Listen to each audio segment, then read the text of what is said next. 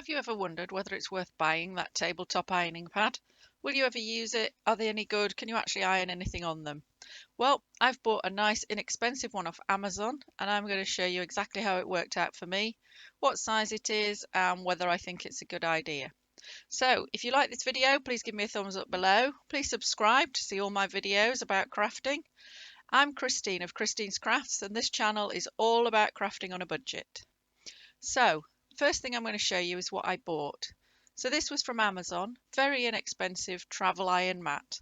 I've deliberately gone for a cheaper version to see whether that's any good. It's a metallic cover designed to reflect the heat back and help you get something pressed. So let's get in and have a look and see what we've got for our money. You'll find there are lots of different brands on Amazon with very similar products, so just have a look. There's a link below if you would like to go and have a look at one like this one. So there's a little sheet in there and it just tells you what you've bought, which you already know. So the mat's folded up and it's got a little tie around it to keep it folded if you use it for traveling. So let's open it up and we can see the metallic side, and as we unfold you can see the silicone mat to put your iron on, and at the back of it is just a nice white cotton. So let's turn it over and have a look at what we've got. We've got the mat there, we can put our iron on it safely even when it's hot, and we can lay it out flat on the table. So as you can see, it looks a little bit creased, but that's okay.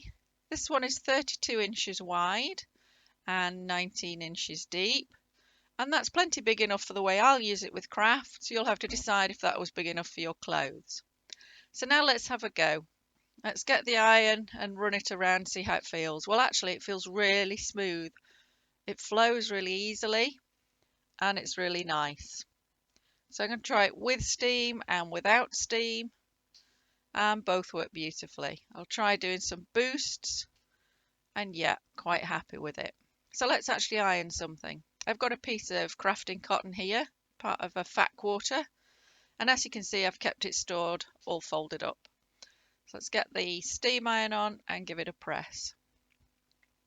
I think if you do crafting, some sort of mat for your table is ideal.